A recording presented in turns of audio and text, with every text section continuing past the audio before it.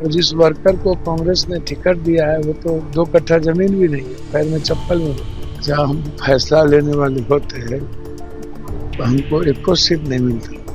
Congress party मूल्यों से और सिद्धांतों से चलती है। ये 12 जगह कैंडिडेट उतार दिया गया डबल, इससे गठबंधन चलती है। निर्दलीय सांसद पप्पू यादव ने महागठबंधन के टिकट बंटवारे को लेकर पूरी तरह नाराजगी जाहिर की है। उन्होंने कहा कि 12 जगहों पर दोहरे उम्मीदवार उतार दिए गए हैं। क्या इस तरह से गठबंधन चलता है? कांग्रेस पार्टी मूल्यों से और सिद्धांतों से चलती है।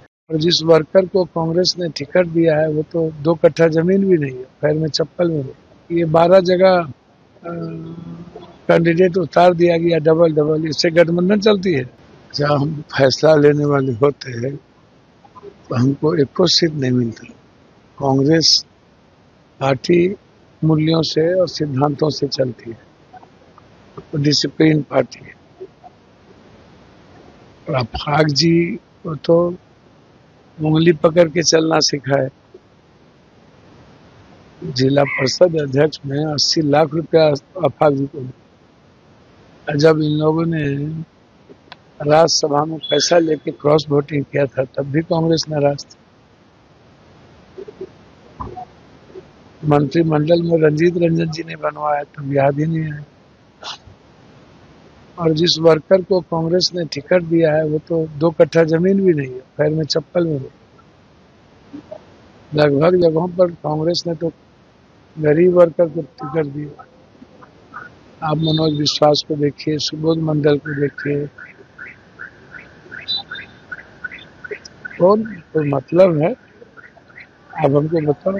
हमारे क्षेत्र आप टिकट कटवा रहे हैं, कह रहे हैं आपके कारण अव्यवस्था फैल गई है। जो बोला नहीं, अव्यवस्था फैल गई। राजेश राम ने भी बोला कि इस तरह से पार्टी नहीं। आप कुछ भी बोल देना आपको। आप नया लैंग्वेज सेट करते हैं। जुम्मा आपको 4 दिन नहीं हुआ है कि डंडा पकड़े हो। राजेश राम ने कहा, राजेश राम जी ने तो कुछ नहीं कहा। ये स्थिति में पार्टी अच्छी नहीं करती है। तो वो उनसे पूछिए कैसे चलेगी। वहीं उन्होंने ये भी कहा कि कांग्रेस को यह देखना चाहिए कि वह जन भावनाओं के अनुरूप काम कर रही है या फिर राजनीतिक समझौतों में उलझी है। आगे उन्होंने यह भी कहा कि कांग्रेस को निर्णय लेना चाहिए। जिस तरह से टिकट बांटा गया ये बिल्कुल गलत है। ये 12 जगह कैंडिडेट उतार दिया गया डबल, इससे गठबंधन चलती है।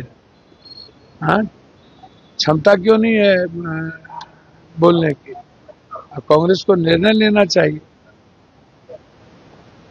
अभी भी युवा अध्यक्ष के सीट पर किसी बड़े ठेकेदार को दे दिया, ललन जी के सीट पर आरजेडी ने सुबह। और कहलगांव के सीट के चलते उन्होंने सारे सीटों पर दे दिया, अत्यंत पिछड़ी जाति पर, दलितों पर। बाहर ऐसे चलेगा क्या? तो जिस तरीके से टिकट बांटा गया है ये बिल्कुल गलत है। तो साध्वी प्रज्ञा ने कहा कि हिंदू लड़की अगर बात नहीं सुनती है तो उसका पैर तोड़ देता है।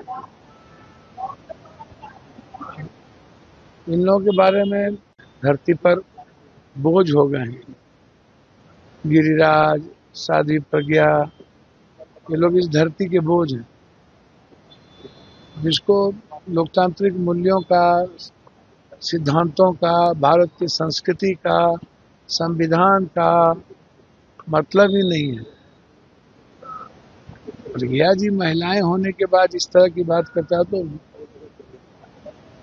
ऐसे महिलाओं को रहने न रहने से क्या फायदा? महिलाओं का रिस्पेक्ट बहुत ऊंचा है और इस तरह की बात करते रहते हैं, ये बिल्कुल गलत है। वहीं इस बयान ने महागठबंधन के अंदरूनी हालात को उजागर कर दिया और सवाल खड़े कर दिए हैं कि क्या गठबंधन वाकई मजबूती से चुनावी मैदान में उतर पाएगा। प्रभातखबर.com, विश्वास वही, रफ्तार नहीं।